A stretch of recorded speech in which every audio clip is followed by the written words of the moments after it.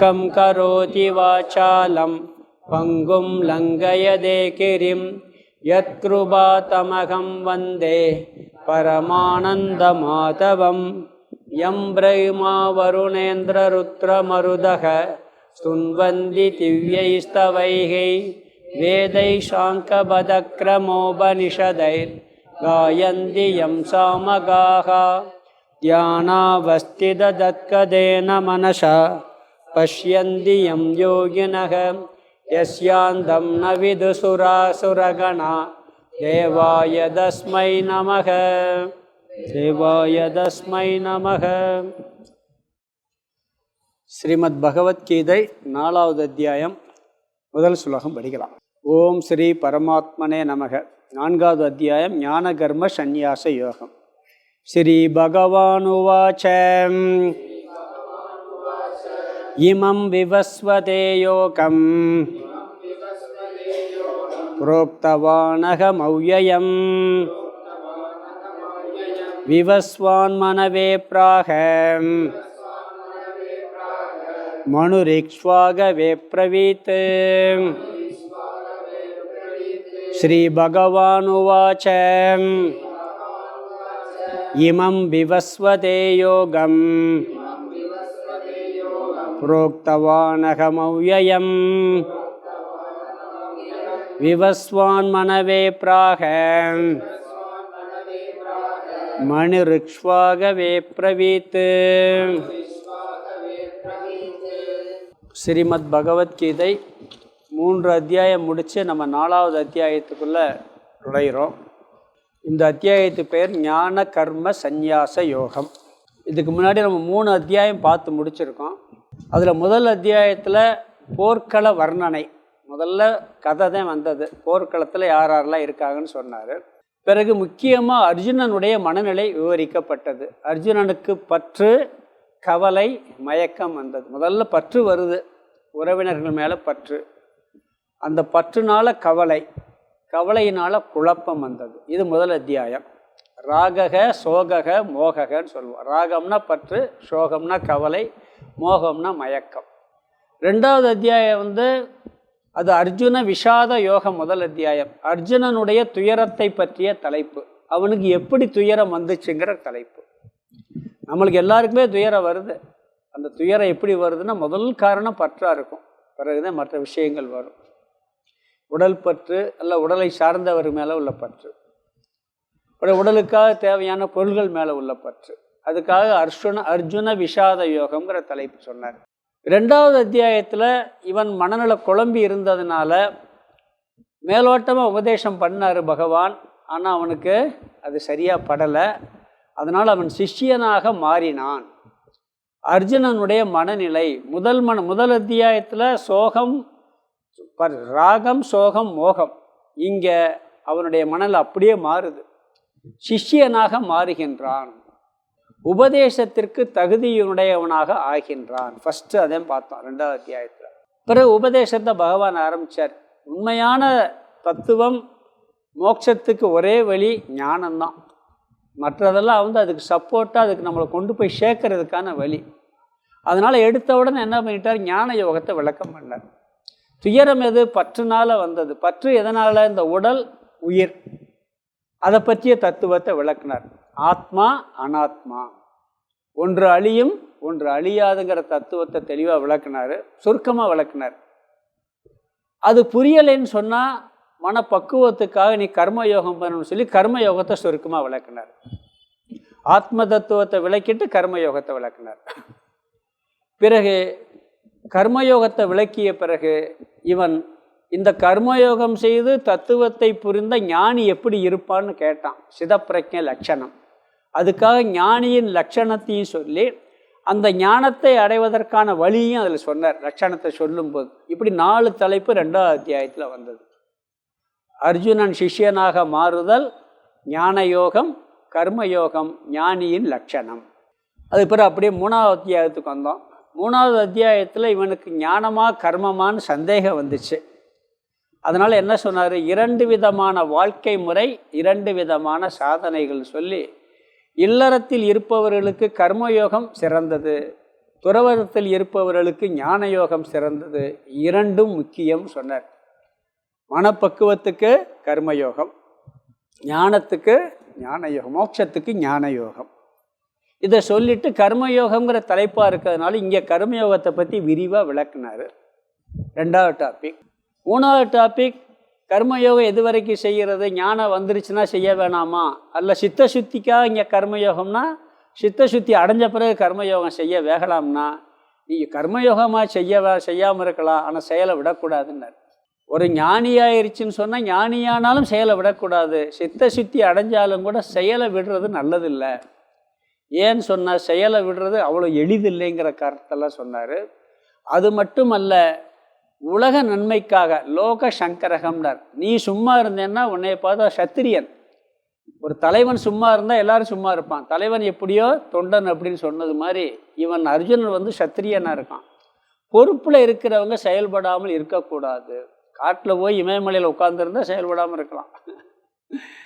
அதனால் அதுக்காக லோக சங்கரகங்கிற தலைப்பை சொன்னார்.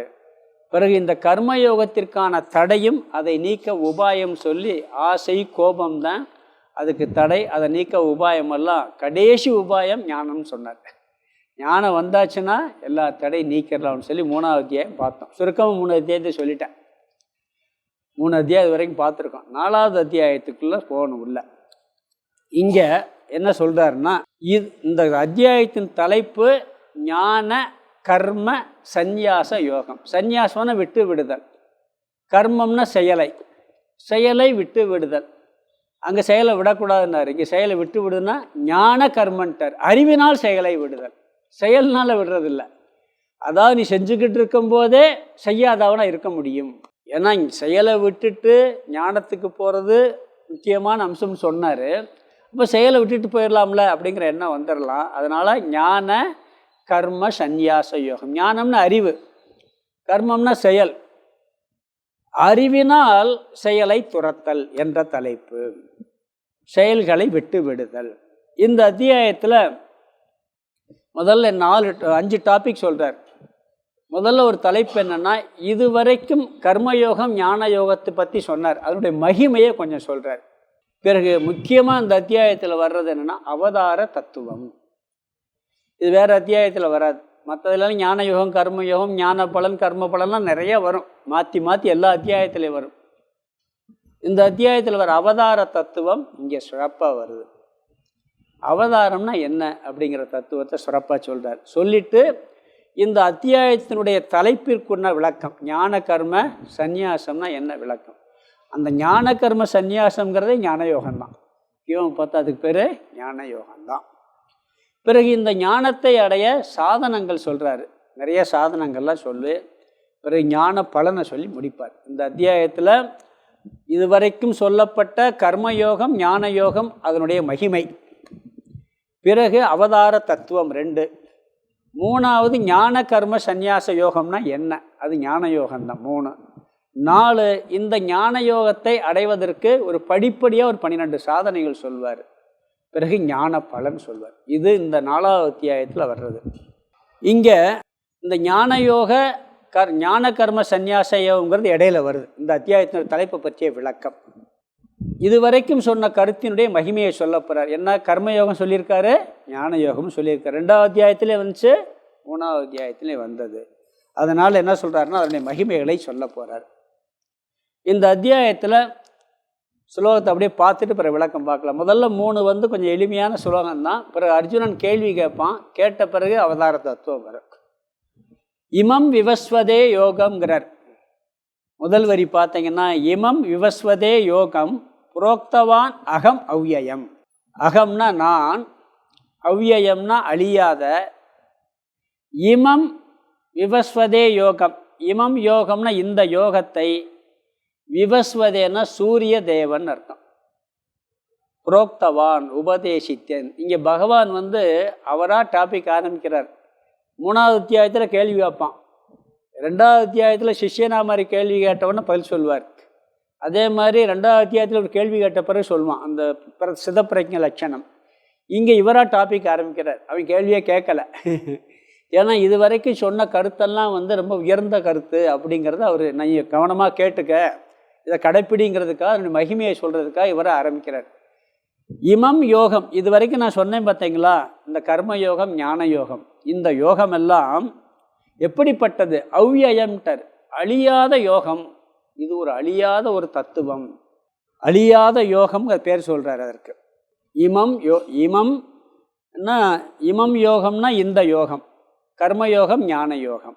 இதை யாருக்கு சொன்னேன்கிறாருன்னா சூரிய தேவனுக்கு சொன்னேன்னு சொல்கிறார். இங்கேயே சந்தேகத்தை கிளப்பிடுறாரு அவர். இவர் இப்போ பிறந்தார், சூரியன் எப்போ தோன்றான், இங்கேயே முதல்ல சந்தேகம் வர்ற மாதிரி பதில் ஆரம்பிச்சார், பகவானே ஆரம்பிக்கிறார். சூரிய தேவனுக்கு இந்த அழியாத யோகத்தை நான் சொன்னேன்கிறார். சூரியன் எப்போ தோன்றுச்சு, இவர் இப்போ தோன்றியிருக்கார், இப்போ சொன்னேன்னு சொல்கிறார் இவர். இந்த அழியாத யோகம் சொல்வதற்கு காரணம் என்னன்னு சொன்னால், இந்த 2 காரணம் இருக்குது. முதல் காரணம், இந்த தத்துவத்தை தெரிந்து இதன்படி கடைப்பிடித்து ஞானத்தை அடைந்தால் அதனால் கிடைக்கக்கூடிய பலனும் அழியாதது. இந்த கர்மயோகம், ஞான யோகத்தை ஒருத்தன் கடைப்பிடிச்சு அதனால் கிடைக்கக்கூடிய பலன் இருக்கு பார்த்தீங்கன்னா, அது அழியாத பலனை கொடுக்கும். அதனால் அந்த தத்துவத்துக்கு பேர் அழியாதது அப்படின்னு பேர்.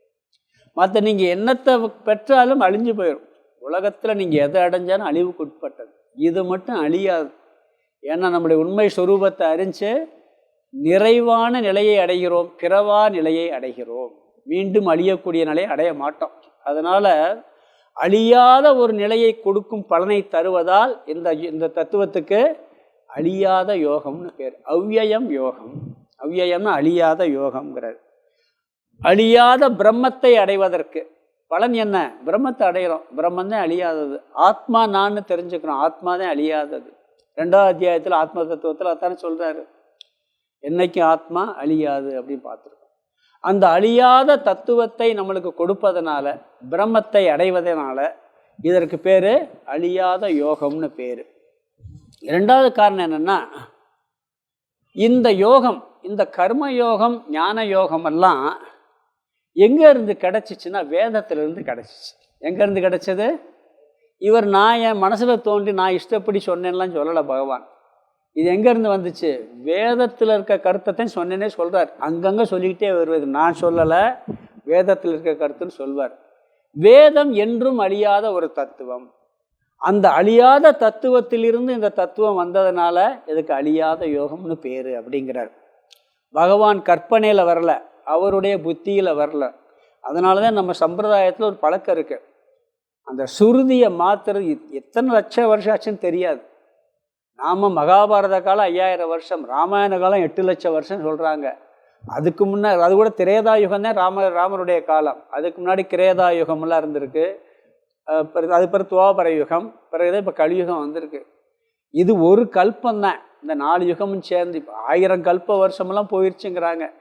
பார்த்தா இது என்னைக்கும் மாறலை. யாரும் மாற்றி ஒரு வரியை கூட எழுதுனது கிடையாது. மற்றதில் எத்தனையோ தத்துவம் வருது, எத்தனையோ பாடல்கள் வருது, கொஞ்ச காலம் இருக்கும், போயிடும். இந்த வேதம் என்றும் அழியாமல் இருந்து கொண்டு இருக்கு. இன்னைக்கு வரைக்கும் அந்த வேதத்தில் ஒரு வார்த்தையை கூட யாரும் மாற்றினது கிடையாது. மாற்றுறதுக்கு உரிமை இல்லை.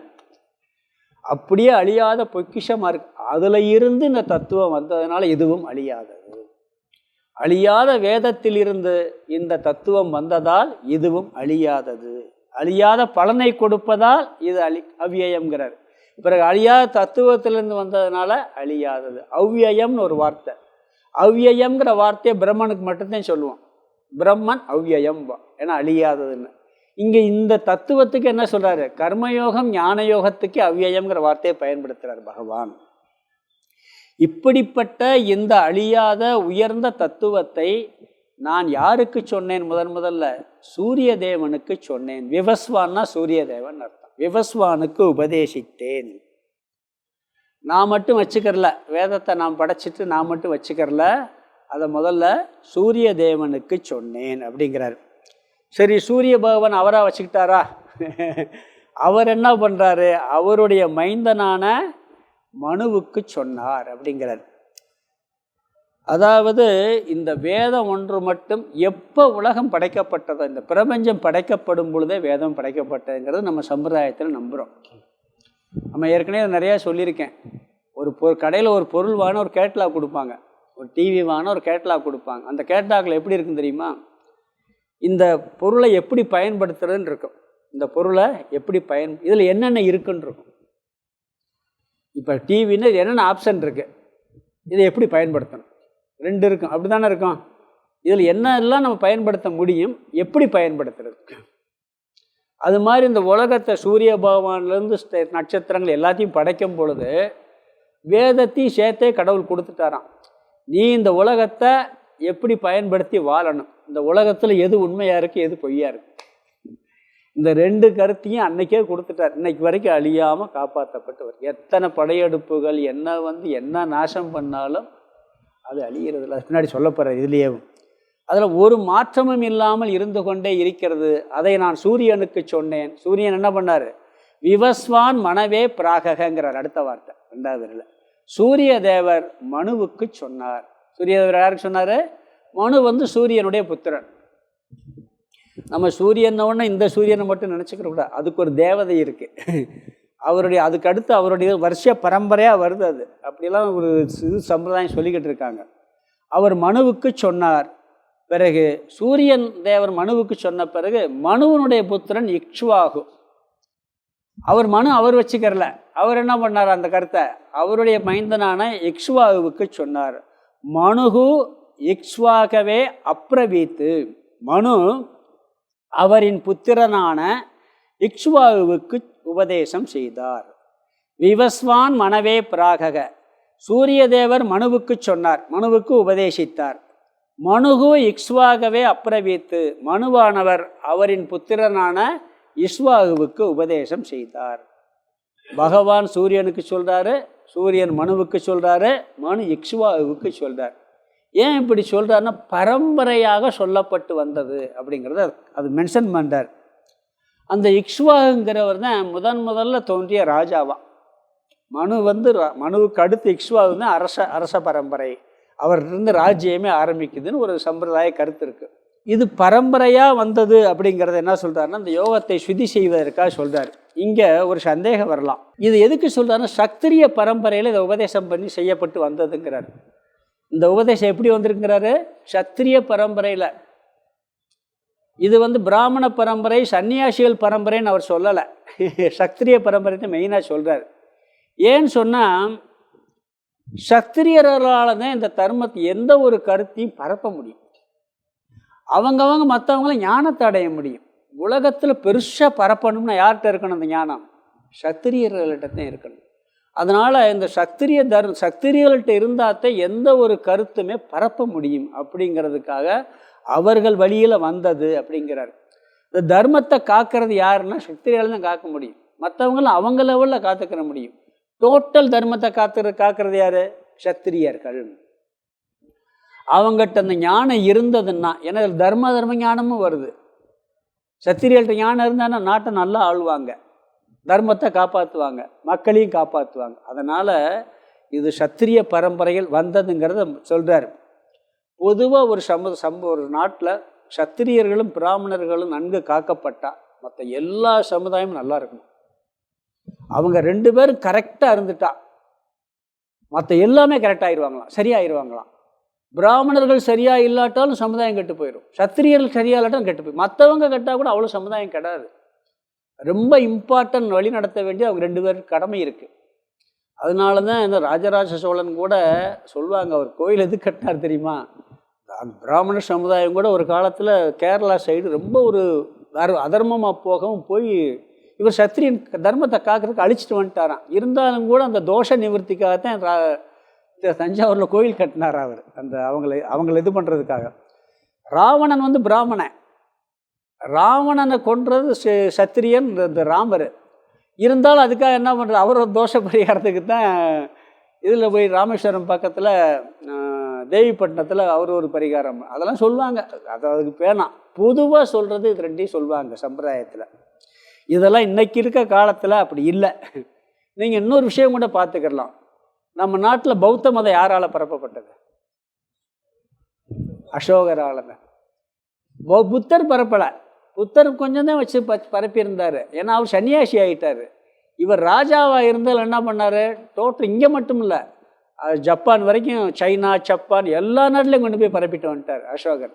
சரி, நம்ம நாட்டில் இஸ்லாமிய மதம் எப்படி வந்துச்சு? யாரால் பரப்பப்பட்டது? அந்த ராஜாக்கள். அதே மாதிரி கிறிஸ்டின்ஸ் மதம் எப்படி பரப்பப்பட்டது? அந்த ராஜாக்கள். ஒரு கருத்து ராஜாட்ட போனால் அவர் ஈஸியாக பரப்ப முடியுது. அதனால் அந்த வேதத்தை முதல்ல என்ன பண்ணாராம்? சத்திரிய பரம்பரையில் சொன்னாராம். அப்போ தான் அது கரெக்டாக. அது 2 காரணம். ஒன்று, அவங்க பரப்புவாங்க. இன்னொன்று, அவங்க கடைப்பிடிச்சாங்கன்னா நாடு நல்லா இருக்கும். இதற்காக சத்திரிய பரம்பரையில் சொல்லப்பட்டது அப்படிங்கிறார். ஒரு பெரிய மடத்து சாமிகிட்ட நிறைய செல்வந்தர்களாக வருவாங்க. அவர் எல்லாரையும் நல்லா பார்ப்பார். ஆனால் செல்வந்தர் கொஞ்சம் ஸ்பெஷலாக கவனித்து சொல்லுவார் அந்த தத்துவத்தெல்லாம். என்ன நீங்கள் வசதியானவங்களாக பார்த்து சொல்கிறீங்க அப்படின்னு கேட்டாங்களாம். இவன் கெட்டு சாதாரண மனுஷன் கெட்டு போனால் அவனோட நின்று போயிடும். இவன் கெட்டு போனால் எல்லாத்தையும் கெடுத்துருவான். அதனால் அவங்கள காப்பாற்றுறதுக்கு நான் முயற்சி பண்ணுறேன் அப்படின்னாராம். கரெக்டு தானே? இது சொன்னார், ஒரு பெரிய மகானே சொன்னார் அப்படி. ஏன்னா அவங்ககிட்ட நல்ல தத்துவம் இருந்தால் 4 பேருக்கு போய் சேரும், அவங்க தர்மமாக வாழ்வாங்க. அதனால் இது என்ன சொல்கிறாருன்னா, இப்படி சத்திரிய பரம்பரையில் காப்பாற்றப்பட்டு வந்தது.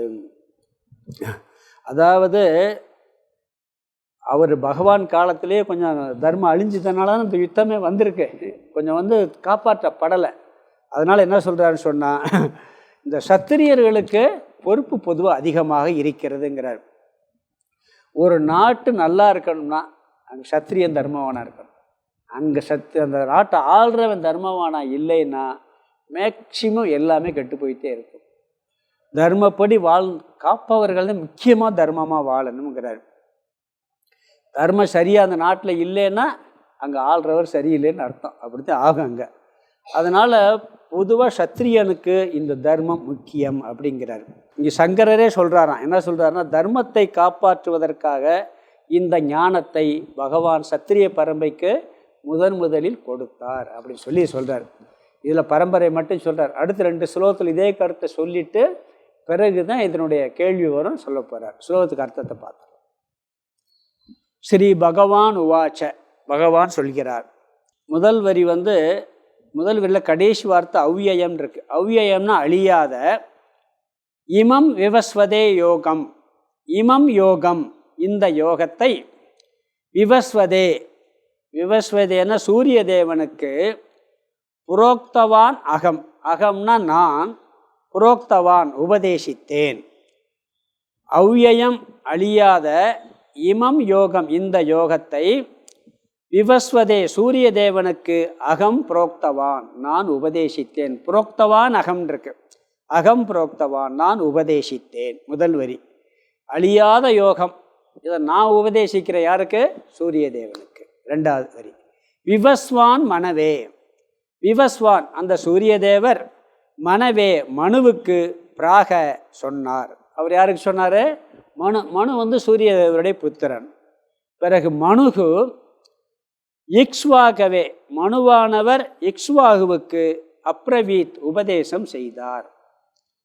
இதுவரை சொன்ன 1வது அத்தியாயம், 2வது அத்தியாயம், 3வது அத்தியாயத்தில் சொன்ன கர்மயோகம் ஞான யோகம் அழிவில்லாதது. இதை நான் சூரியனுக்கு சொன்னேன், சூரியன் மனுவுக்கு சொன்னார், மனு இக்ஷ்வாகுவுக்கு உபதேசம் செய்தார் அப்படிங்கிறார். இதுக்கு முன்னாடி சொன்ன விஷயமெல்லாம் அழியாத ஒரு தத்துவம் அப்படிங்கிறத முக்கியமாக சொல்கிறாரு. எப்படி தொடர்ந்து வந்துச்சுங்கிறத இங்கே சொல்கிறார். சூரியன் மனு இக்ஷ்வாகு.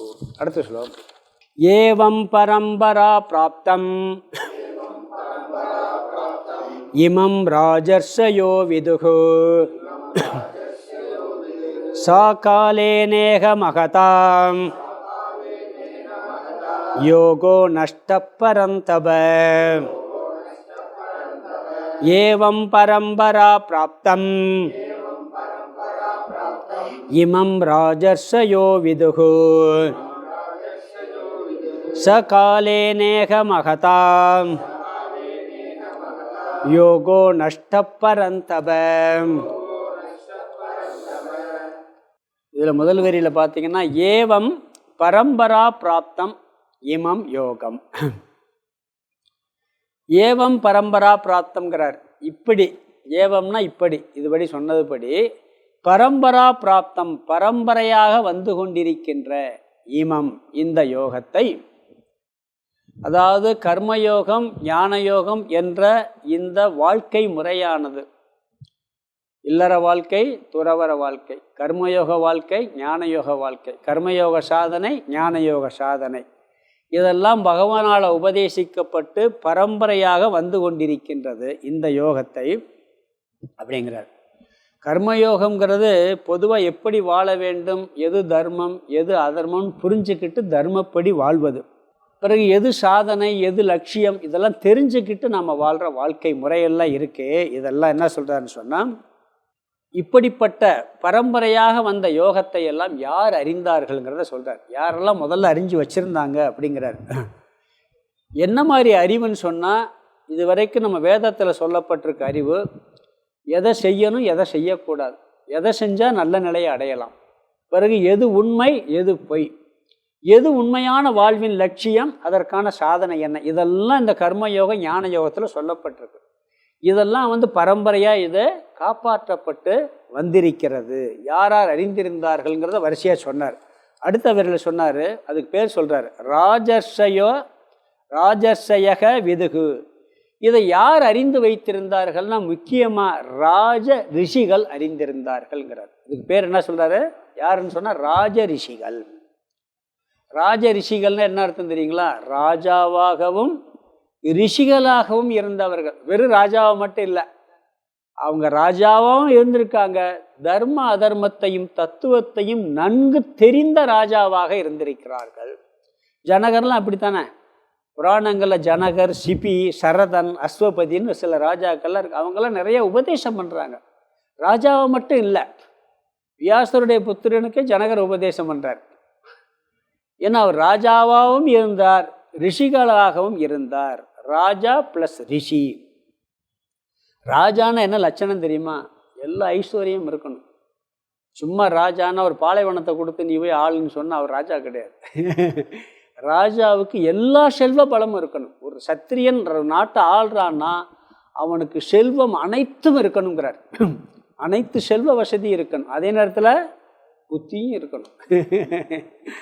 ரிஷியாகவும் இருந்தார்கள், ராஜாவாகவும் ரிஷியாகவும் இருந்தார்கள். நாட்டை செல்வ செழிப்பாக வச்சுருக்கணும். அப்படி இருந்தால் தான் அவன் நாட்டையும் காப்பாற்ற முடியும், மக்களுக்கும் இந்த விஷயத்தை கொண்டு போய் சேர்க்க முடியும். எல்லோரும் ஆனந்தமாக நிறைவாக வாழக்கூடிய வழியை அவன் மக்களுக்கு புகுத்த முடியுங்கிறார். அதனால் ராஜான்னு சொன்னால் மிகுந்த செல்வத்தோடு நன்கு நாட்டில் செல்வ செழிப்போடு இருக்கக்கூடிய ராஜ்யத்துக்கு ராஜா. அவர் அறிவோடவும் இருந்தார்.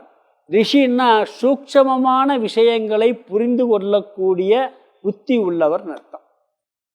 மேலோட்டமான விஷயங்கள், தர்மத்தை புரிஞ்சுக்கிறதுக்கே புத்தி சூட்சமாக வேணும்.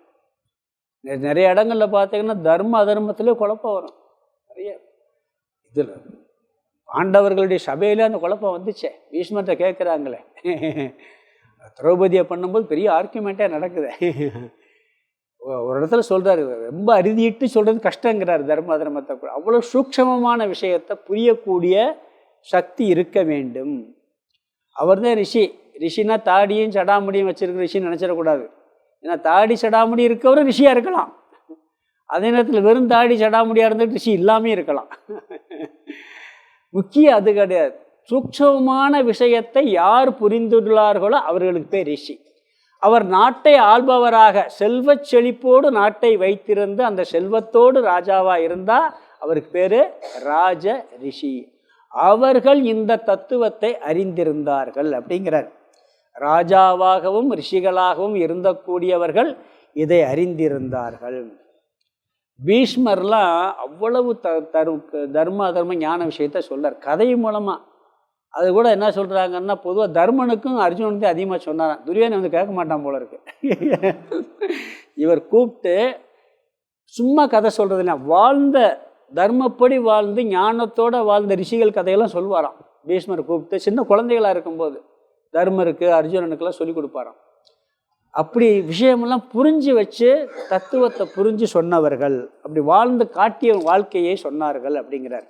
இந்த ஞான கடைசியில் என்ன ஆச்சா, இப்படியெல்லாம் சொல்லி வந்திருக்காங்க. அப்படி இருந்தால் பரவாயில்ல. வீடு கட்டுறோம், வீடு அப்படியே 1000 வருஷம் வரைக்கும் இருக்கா? என்ன ஆகுது? ஆள் அடைஞ்ச உடனே கோயில் கட்டினா கூட 12 வருஷத்தில் ஒரு மாதிரி ஆயிடுது. பிறகு என்ன பண்ண வேண்டியிருக்கு? புதுப்பிக்க வேண்டியிருக்கு. கும்பாபிஷேகம் எதுக்கு வைக்கணும்? அதுக்கு தான். கோயில் கருங்கல்ல கட்டியிருக்கனால 12 வருஷத்துக்கு ஒருக்கா பண்ணுறான். வீடு சும்மா கட்டியிருக்கனால வருஷத்துக்கு ஒருக்கா தைப்பொங்கலுக்கு க்ளீன் பண்ணுறான். கொஞ்சம் பார்த்து க்ளீன் பண்ணி சுத்தப்படி வீடு போயிடும். வீட்டை வீடு போயிடும். அது மாதிரி என்ன சொல்கிறாரு, இந்த ஞானமும் நல்லாத்தான் வருது, இடையில என்ன ஆகுமா, தொய் விழுதுங்க. அடுத்த வார்த்தை சொல், சக காலேன இக மகதா. 2வது வரி பாருங்க. சக காலேன இக மகதா. சகன்னா இது, இந்த ஞானமானது, மகதா காலேன அதிகமான காலமானதால், இக இப்பொழுது, இந்த ரொம்ப நாளாக வந்துக்கிட்டே இருக்கு கொஞ்சம். அதனால் என்னாச்சா, ரொம்ப நாள் ஆகிப்போச்சு இந்த தத்துவமெல்லாம் வந்து. இந்த கால இப்பொழுதுங்கிறார். இப்போ யார் காலம்? கிருஷ்ணர் வாழ்கிற காலத்தில். இப்பொழுது யோகக நஷ்டக பரந்தப அப்படிங்கிறார். இந்த யோகமானது நஷ்டத்தை அடைந்து விட்டது. இல்லாமல் போச்சுன்னு சொல்லலை, கொஞ்சம் மங்கி போச்சுங்கிறார். அதனால தானே அக்கிரமம் நிறைய நடந்திருக்கு மகாபாரத காலத்தில். இதுக யோகக நஷ்டக பரந்தவ. இந்த யோகமானது நஷ்டத்தை அடைந்து விட்டது அர்ஜுனா. பரந்தவன் அர்ஜுனா. இந்த ராஜ ரிஷிகள், இந்த ராஜாக்கள் எல்லாம் அந்த ரிஷிகள்ங்கிற தன்மையை விட்டு போட்டு அந்த யோகத்தை இழந்து விட்டார்கள். அதை அறியாமல் அந்த பரம்பரையில் கொஞ்சம் தொடர்பு விட்டு போச்சுங்கிறார். இந்த யோகமானது அவர்களை விட்டு கொஞ்சம் சென்று விட்டது. அப்போ இது இல்லாமே போயிடுச்சுன்னு இருக்கு. சன்னியாசிகள்கிட்ட இருந்திருக்கு, இமயமலை குகைகளில் வாழ்ந்தவர்கிட்ட இருந்து, அவர்கிட்ட இருந்து என்ன பிரயோஜனம்? சத்திரியர்கிட்ட இருந்தால் தான் பரப்ப முடியும். அப்படி நலிவடைந்து விட்டது. சமுதாயத்தில் இருந்து இந்த ஞானம் சென்று விட்டது. ராஜ ரிஷிகளிடமிருந்து இல்லாமல் போய்விட்டதுங்கிறார். இந்த உலகத்தை பாதுகாக்க வேண்டியவங்ககிட்டே இந்த போச்சுன்னு என்ன பண்ணுறது? பிறகு உலகம் கொஞ்சம் நாசத்தை அடையும். ஏன்னு சொன்னால், சத்திரியர்களுக்கு ரொம்ப முக்கியமான பண்பு இருக்குது. இப்போ நீதிபதி இருக்கார், அவர் தீர்ப்பு சொல்லணும்னு சொன்னால் சட்ட புஸ்தகத்தை பார்த்து படித்து சொல்கிறது பெரிய விஷயம் இல்லை. வக்கீலே சொல்லிடுவார் படித்து, இது சரி தப்புன்னு. விசாரிக்கணும் அவர்.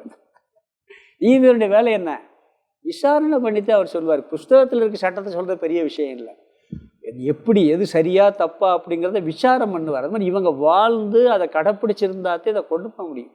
இவர்களே வாழாமல் அதை விட்டு விட்டார்கள் அப்படிங்கிறார். அதனால என்னன்னா, இவங்க அந்த மாதிரி வாழாததுனால நஷ்டத்தை அடைந்து விட்டது. அதாவது காலம் மாறுறப்போ சொல்லுவாங்க, அந்த காலத்தில் பார்த்தீங்கன்னா ஒரு கேஸ் நடக்குதுன்னு வச்சுங்களேன். அந்த கேஸில் ஒரு வக்கீல் ஜெயிச்சிட்டார், வின் பண்ணிட்டார். என்ன கேள்வி கேட்பாங்க தெரியுமா?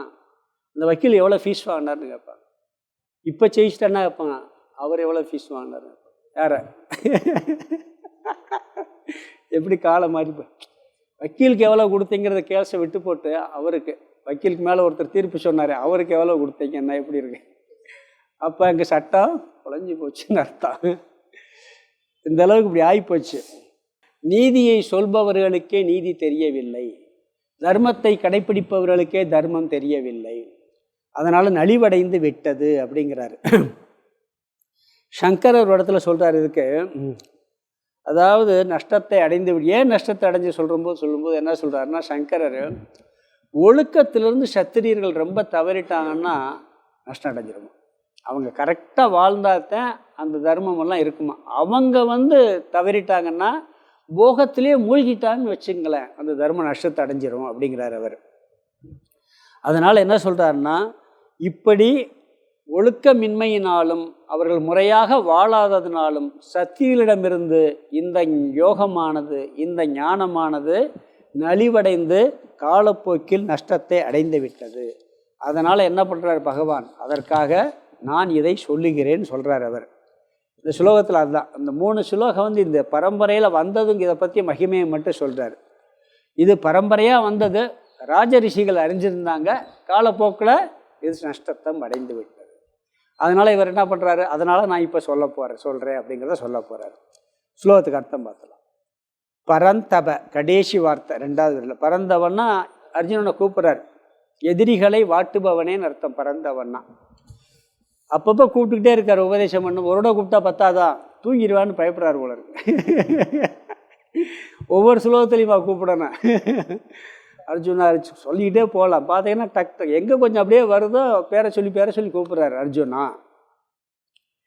ஏவம் ஃபஸ்ட்டு வார்த்தை, இவ்விதத்தில் பரம்பரா பிராப்தம், பரம்பரையாக வந்து கொண்டிருக்கின்ற இமம், இதை, இந்த யோகத்தை, இமம்னா இதைன்னு அர்த்தம், இந்த யோகத்தை ராஜர்ஷயோ விதுகு, ராஜர்ஷயக விதுகு, ராஜரிஷிகள் விதுகு அறிந்திருந்தார்கள். அர்ஜுனா, இவ்விதத்தில் பரம்பரையாக வந்து கொண்டிருந்த இந்த யோகத்தை, இந்த ஞானத்தை ராஜரிஷிகள் அறிந்திருந்தார்கள். முதல் வரி. ரெண்டாவது வரியில் சக,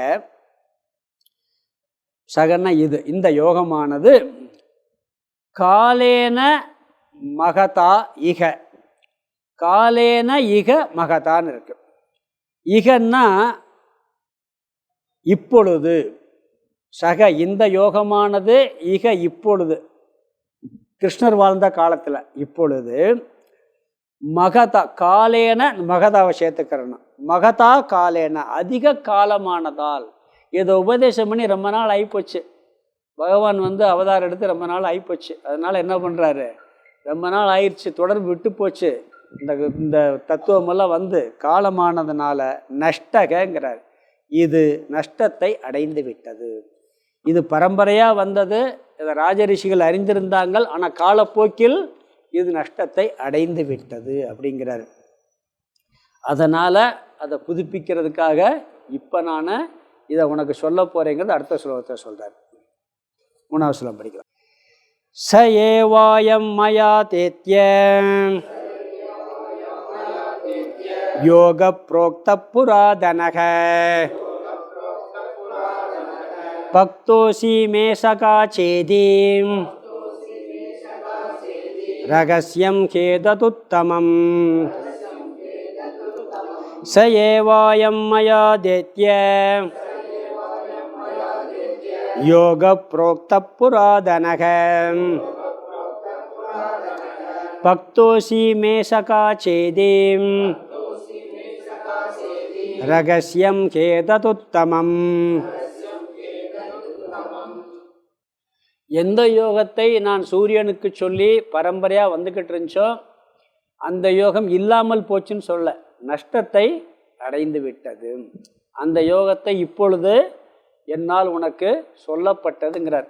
2வது அத்தியாயம் 3ஆயத்தில் சொல்லியிருக்கேங்கிறார். அது நஷ்டம் அடைஞ்சதுனால்தான் உனக்கு மீண்டும் சொல்கிறேன் அப்படிங்கிறார். சக ஏவம் அயம் யோக, இந்த யோகமானது மயா தே சத்திய புரோக்த அத்திய புரோக்தக, என்னால் உனக்கு இப்பொழுது உபதேசிக்கப்பட்டதுங்கிறார். இப்போ உபதேசிக்கப்பட்டதுக்கு காரணம், ரொம்ப காலமாக இது அழிஞ்சு போச்சு, குறைஞ்சி நஷ்டத்தை அழிஞ்சு போச்சுன்னு இல்லாமல் போகலை, அது வந்து மங்கி போச்சு. அதனால் என்ன சொல்கிறேன், இப்போ நான் என்னால் உனக்கு உபதேசிக்கப்பட்டது. அந்த யோகத்துக்கு ஒரு லட்சணம் சொல்கிறார் இங்கே இடத்துல. புராதனக, தொன்று தொட்டு வந்தது, அழியாமல் வந்து கொண்டு இருந்தது, இப்போ என்னாச்சு, கொஞ்சம் நஷ்டத்தை அடைந்து விட்டது. இது வந்து வேதத்தின் மூலம், வேதத்திலிருந்து வந்தது, பரம்பரையாக வருது. வந்தாலும் கூட இடைப்பட்ட காலங்களில் இது நஷ்டத்தை அடைந்து விட்டதால் இப்பொழுது உனக்கு உபதேசம் செய்கிறேன்கிறார். பொதுவாக இதை பார்த்து அழியாததுன்னு அங்கே சொன்னார். இங்கே புராதன, தொன்று தொட்டு எப்பயுமே தொடர்ச்சியாக வந்து கொண்டிருந்த இந்த ஞானம்ங்கிறார். ஏன் இதெல்லாம் சொல்கிறாருன்னா, இதனுடைய மகிமை புரிஞ்சாதான் நம்மளுக்கே ஆர்வம் வரும், இல்லாட்டி இதுக்கு ஆர்வம் வராது. பெருமையை தெரிஞ்சாதான் நம்ம படிக்க வரும். முதல்ல கூட பார்த்தீங்கன்னா கீதையை சும்மா ஏதோ ஒரு புனிதமான நூல் எடுத்து படிப்பான். பிறகு அதனுடைய தத்துவமெல்லாம் புரிஞ்சுன்னா அந்த புஸ்தகத்தை எடுத்து கண்ணில் ஒத்திக்கிறோம். அந்த புஸ்தகத்தை ரொம்ப பக்குவமாக அதுக்கு ஒன்று மரியாதை தனியாக வரும். அதனால் என்ன சொல்கிறான்னு சொன்னால், இங்கே இந்த ஞானம் இப்படி பரம்பரையாக வந்ததுனால, அழியாததாக இருந்ததுனால, வேதத்திலிருந்து வந்ததுனால இப்பொழுது உனக்கு சொல்கிறேன், நஷ்டத்தை அடைஞ்சதுனால சொல்கிறேங்கிறார். சரி, ஏன் இவருக்கு சொல்லியிருக்கணும், அர்ஜுனனுக்கு ஏன் சொல்லிது? நிறையா பேருக்கு ஒரு சந்தேகம், ஏன் கீதையை வந்து அர்ஜுனனுக்கு சொன்னார்? நிறையா கேள்வி கேட்குறாங்களே இல்லையா, ஏன் துரியோதனுக்கு சொல்லியிருக்க வேண்டியதானே, பீமனுக்கு சொல்லியிருக்க வேண்டியதானே, இப்படிலாம் ஒரு கேள்வி நிறையா இருக்குது. துரியோதனுக்கு சொல்லியிருக்கலாம்ல, அவன் அரசன் தானே, சத்திரியன் தானே அப்படின்னு சொன்னால் எத்தனையோ பேர் இருக்காங்க. ஆனால் கீதையை ஏன் உபதேசித்தார்னு சொன்னால், சுருக்கமாக கேட்டால் பொதுவாக ஒன்று சொல்லுவோம், அர்ஜுனன் தான் கேட்டான், அதுக்கு சொன்னார்னு சொல்லி. அர்ஜுனன் கேட்டான், அதனால் சொன்னார்னு சொல்லுவான். பீமனும் கேட்கல, தர்மனும் கேட்கல, துரியோதனனும் கேட்கல. இந்த உபதேசத்தை யார் கேட்டா? அர்ஜுனன் கேட்டான்னு சொல்லுவான். உடனே ஒருத்தர் கேட்டாராம், துரியோதனன் கேட்டால் சொல்லியிருப்பாரா?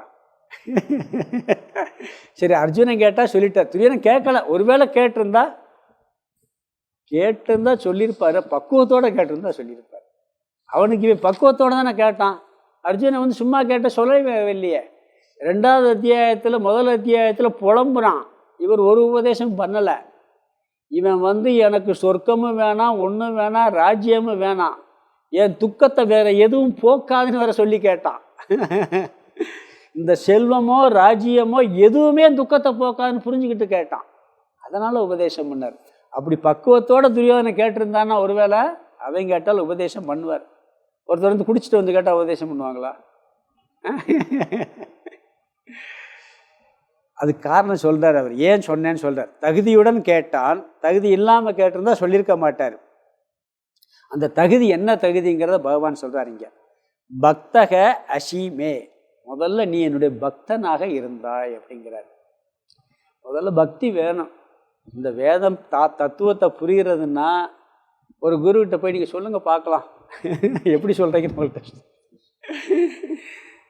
கடவுள்கிட்டே போய் பிரார்த்தனை பண்ணும்போதே கொடுக்கலையா நான் கேட்பேன். கடவுள்கிட்ட பணிவாக போய் எல்லாம் பண்ணி ஒரு பக்தியோடு கேட்டால் தான் பகவானே கொடுப்பார் நம்மளுக்கு. பக்தி இல்லாமல் போய் கடவுள்கிட்ட கேட்க முடியுமா? நீ என்னுடைய பக்தனாகவும் இருப்பதால் முதல்ல சொல்கிறார். 2வது நண்பன் சொல்ல போகிறார். அதாவது ஏன் இங்கே பக்தியை சொல்கிறாருன்னா, நீ பக்தன்னு சொல்கிறாருன்னு இவன் சொல்கிறான் 2வது அத்தியாயத்தில். நான் உங்களிடம் முழுமையாக சரணடைகிறேன்னு ஒரு வார்த்தையை சொல்கிறான். ஒரு சத்திரியை வந்து சரணடைஞ்சா எப்படின்னு அர்த்தம்னா, பயந்துக்கிட்டு சரணடைகிறேன்னு அர்த்தம். இங்கே அப்படி சரணடையலை. பொதுவாக சத்திரியர் சரணடைய மாட்டாங்க. ஏன்னா அவனுக்கு அந்த வீரத்தில் இருக்கிறது. இவன் என்ன பண்ணுறான்? முழுசாக சரணாகதி அடைகிறான். அது எப்படி வந்தது? பக்தியினால் வந்தது. பகவான் மேலே உள்ள பக்தியினால் வந்தது. கார்பண்ய தோஷோ உபதஸ்வ பாவக, இந்த 2வது அத்தியாயத்தில் சொல்லுவான். ரொம்ப நான் இதாக இருக்கேன், இதுக்கு வந்து நான் உங்கள்ட்ட முழுமையாக சரணடைகிறேன், உபதேசித்து அருளியங்கள்ங்கிறான். இது அர்ஜுனன்றிருந்து வந்தது. இதுதான் அவனுடைய தகுதியை காட்டுகிறது. நீ என்னுடைய பக்தனாக இருக்கிறாய். பொதுவாக கீதையில் பகவான் மனசை புரிஞ்சுக்கிறத காட்டிலும் அர்ஜுன மனசை புரிஞ்சுக்கிறது. அர்ஜுனன் எப்படி மனநிலையில் இருந்து இந்த உபதேசத்தை கேட்டான்னு புரிஞ்சுக்கிறது. அப்போ தான் புரியும். அர்ஜுனன் ஒரு பணிவோடு சொல்கிறான். அதில் நீங்கள் 2வது அத்தியாயத்தில் சிஷ்யனாக மாறுறான் பார்த்தீங்களா, அது முக்கியமான டாபிக். அந்த வார்த்தையெல்லாம் அருமையான வார்த்தைகள் சொல்லுவான். என்னென்ன வார்த்தை சொல்கிறான் பாருங்கள். வைராக்கியத்தின் உச்சத்துக்கு போயிடுறான்.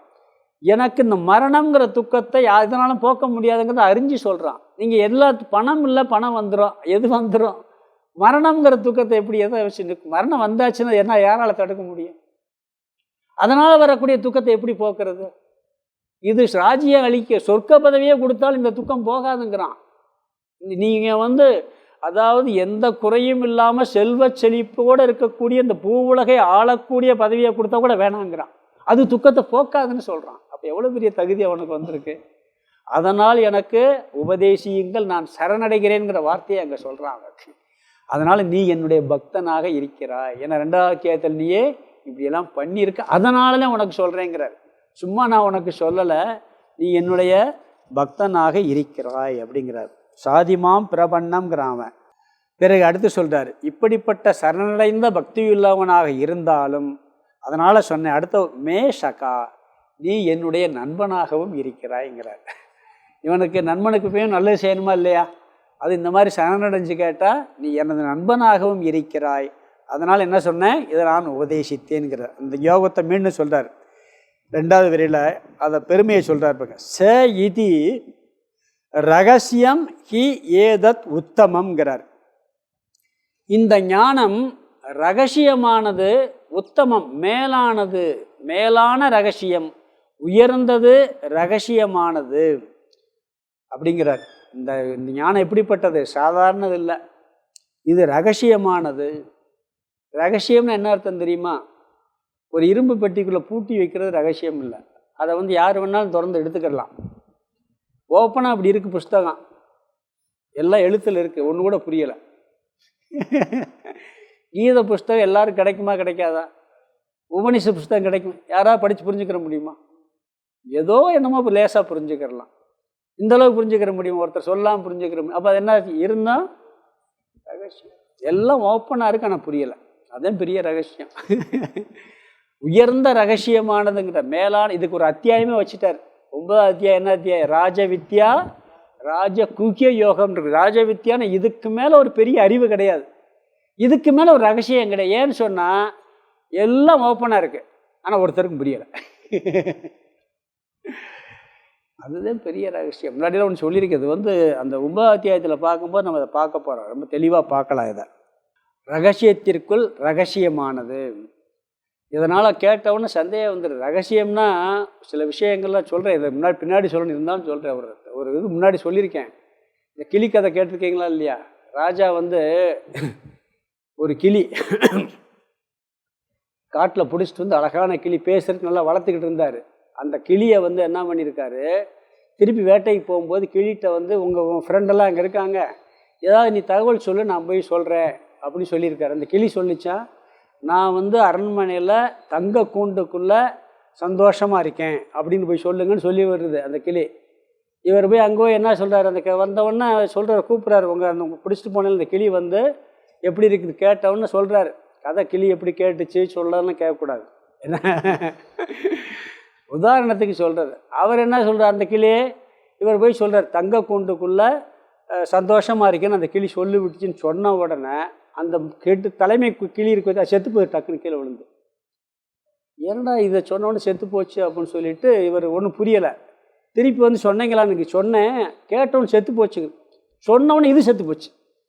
இந்த கிளி கீழே ஒன்று செத்து போச்சு. செத்து என்னடா அதை சொன்னோம், அது செத்து போச்சு, அது ஒன்று இது செத்து போச்சுன்னு கூட்ட திறந்து எடுத்திருக்காரு. டபான்னு பறந்து ஓடி போச்சான். அது ஒரு மெசேஜ் அனுப்பிச்சிருக்கு, நான் தங்க கூண்டுக்குள்ளே செயலில் அடப்பட்டு கிடக்கேன்னு இது மெசேஜ் அனுப்பிச்சிருக்கு. அதை நான் சாகிரதமாக நடின்னு ஒரு மெசேஜ் அனுப்பிச்சிருக்கு. இந்த கொண்டு வந்த ராஜாவுக்கு இந்த ரகசியம் புரியலை. ரெண்டுமே ரகசியம்தான், ஆனால் கொண்டு வந்த ராஜாவுக்கு புரியலை. இது ஓப்பனாக இருந்தாலும் ரகசியமாக இருக்குது. இதை தெளிவாக அந்த சூட்சமான அது ரகசியமானது, மேலும் ரகசியங்களுள் ரகசியம். அது மட்டுமல்ல உயர்ந்த தத்துவம்.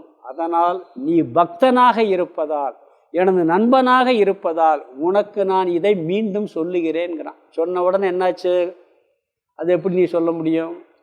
நீ இப்போத்தான் பிறந்திருக்க, என் கூட நண்பன் வேற சொல்லிட்டேன், என் கூட பிறந்து கொஞ்ச காலத்துக்கு இந்த காலத்தில் வாழ்ந்திருக்க. சூரியன் எப்போ வந்துச்சு, அப்போ போய் சொன்னேன்னா எப்படி? அதுலேயே ஒரு தத்துவத்தை சொல்லுவான். என்ன சொல்லுவான்னு, நம்பாமல் இல்லை, நான் எப்படி புரிஞ்சுக்கிறதுன்னு கேட்பான். ஏன்னா பொய் சொல்கிறேன்னு சொல்ல மாட்டான், ஏன்னா பக்தி இருக்கு. அடுத்த கேள்வி கேட்க போகிறான், நீ பொய் சொல்கிறேன்னு சொல்ல மாட்டான். அப்போ சொன்னேங்கிறது நான் எப்படி புரிஞ்சுக்கிறதுன்னு கேட்பான். அதுக்கு என்ன, அப்போ தான் அவதார தத்துவத்தை அவர் விளக்க ஆரம்பிப்பார். அடுத்த ஸ்லோகத்தில் கேள்வி, அதுக்கு பிறகு விளக்க வரும். இந்த ஸ்லோகத்துக்கு அர்த்தத்தை பார்த்துடலாம். ச ஏவாயம் மயா தேத்திய, முதல் வரியில் கடைசி வார்த்தை எடுத்துங்க. புராதனக, புராதனகன்னா தொன்று தொட்டு வருகின்ற முதல் வார்த்தை. ச ஏவாயம், அதே இந்த யோகக, மயா தேத்திய யோகக, மாற்றி மாற்றி இருக்கும், நான் மாற்றி எடுத்து சொல்லுவேன், அப்போ தான் புரியும். அதாவது தொன்று தொட்டு வருகின்ற புராதனக ச ஏவாயம், அதே இந்த யோகக, அந்த மயா தேத்தியக்கு அடுத்து யோககன் இருக்கு, யோகமானது. தொன்று தொட்டு வருகின்ற அதே இந்த யோகமானது.